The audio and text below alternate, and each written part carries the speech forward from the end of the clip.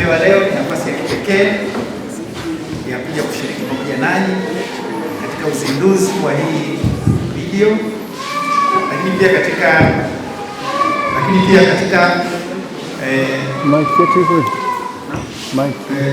harambee au uchangishaji wa fedha kwa ajili ya kwaya hii ambayo imeanza mwaka 1974. Ni kwaya ya zamani, kwaya kubwa, na wapongeza sana kwa hilo. Na kwa bahati nzuri nimeangalia hivi watu wote hawa walipo mpaka huku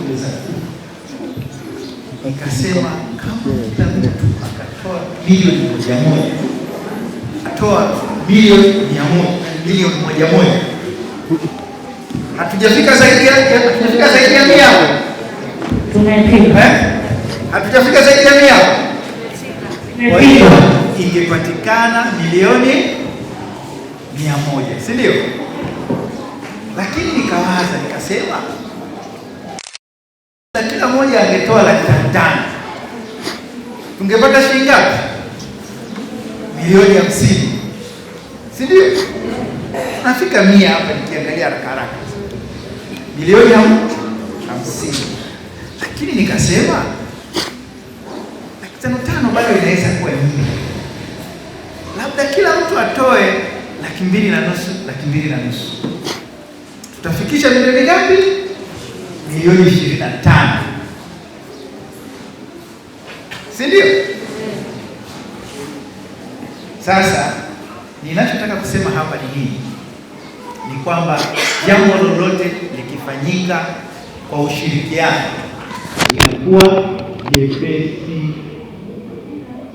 linakuwa jepesi, na huu ndio ushirikiano tunaotaka kuanzia katika roho na katika mwili.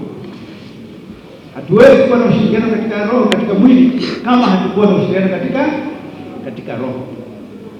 Kwa hiyo napenda niwahakikishie kwamba ni kwa idadi ya watu walioangalia hapa, hizi fedha zinapatikana.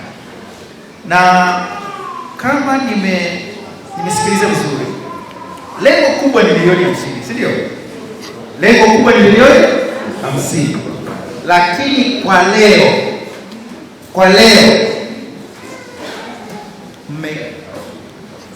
mmelenga kupata milioni 20. Asubuhi tumefundishana, si ndio jamani? Tumefundishana. Sasa ile imani tuliyoipata asubuhi tunataka iingie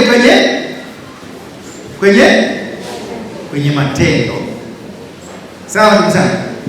Kwa hiyo napenda niwatie moyo kwamba hii safari tunayoiendea mtaenda kuifikia na mtafanikiwa.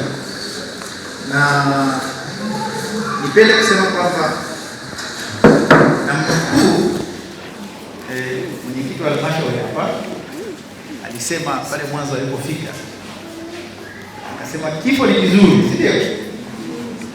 Akasema chaka kama vile hata kama unaenda kufa kesho. Lakini nikamtazama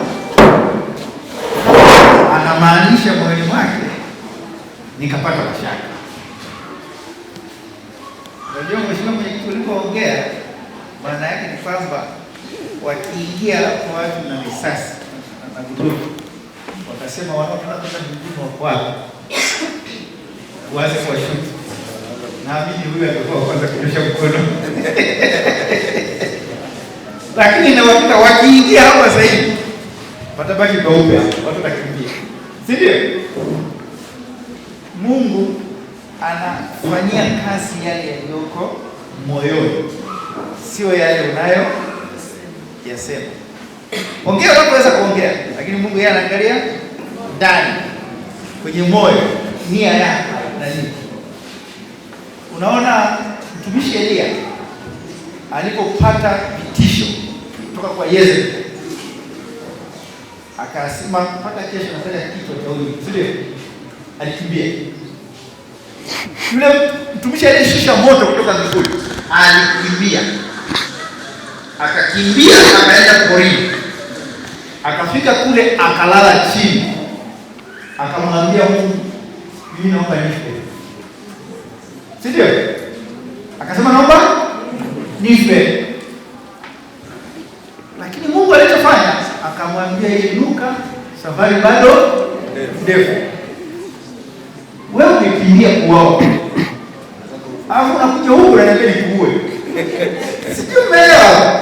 Ina maana yeye alikimbia kwa maana hakuwa tayari kufa. Kwa haya maneno alikuwa anayaongea huku naomba uniue, hayakuwa sawa sawa na kilichokuwa moyoni, na Mungu anafanyia kazi yaliyoko moyoni. Hapo tumeelewa? Maana yake ni kwamba hakikisha kile unachokisema ndicho kilichoko moyoni mwako. Kwa hiyo sasa, wanakwaya, ikiwa haya mambo unaoenda kuyafanya yako mioyoni mwenu, ina uhakika Mungu atafanya. Atafanya na mtafanikiwa. Lakini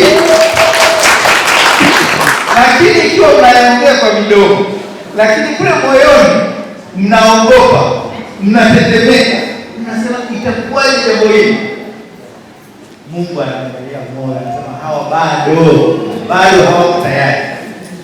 Lakini ujasiri huu wewe moyoni, unaona jambo linakuwa jepesi na jambo linaenda kwa haraka.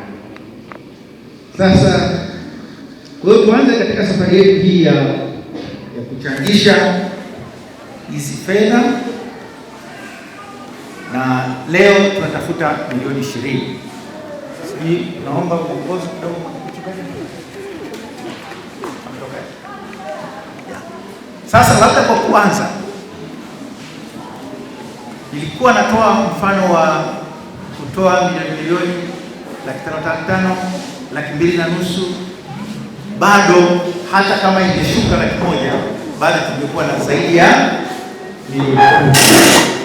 Lakini watu hawawezi wakawa na uwezo unaofanana wote kwa pamoja.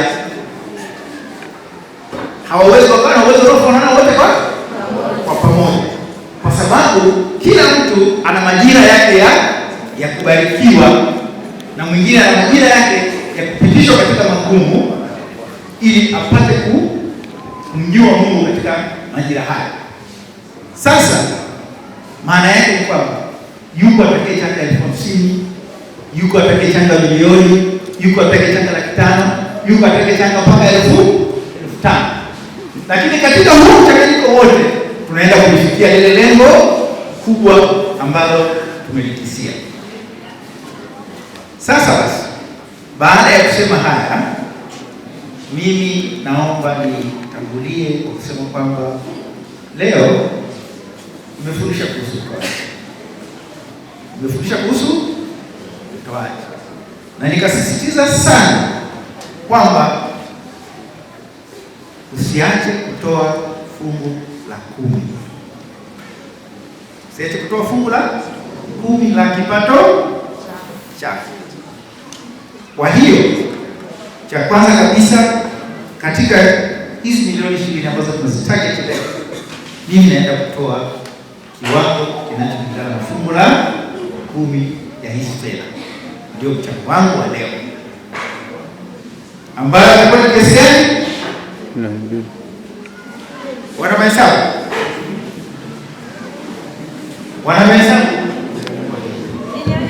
Milioni 1.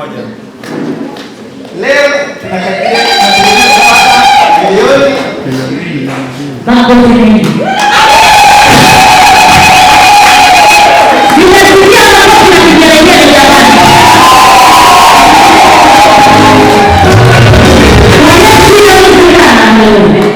Nimetoa baada ya kujielewana kidogo. Leo tunataka kusanya milioni 20. Fungu la 10 ni shilingi ngapi? Milioni 20. Milioni 2. Yes, sio milioni 1.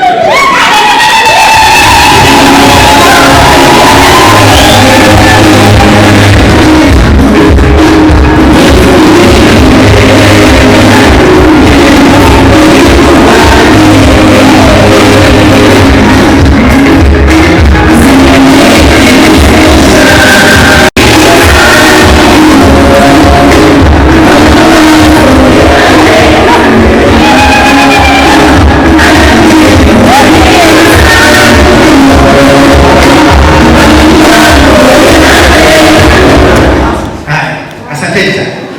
Kwa hiyo tayari tuna 10% ya hizi fedha, kwa hiyo tunaendelea na 90%.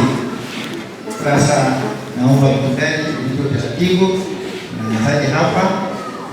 Asante sana mgeni rasmi. Makofi kwa mgeni rasmi.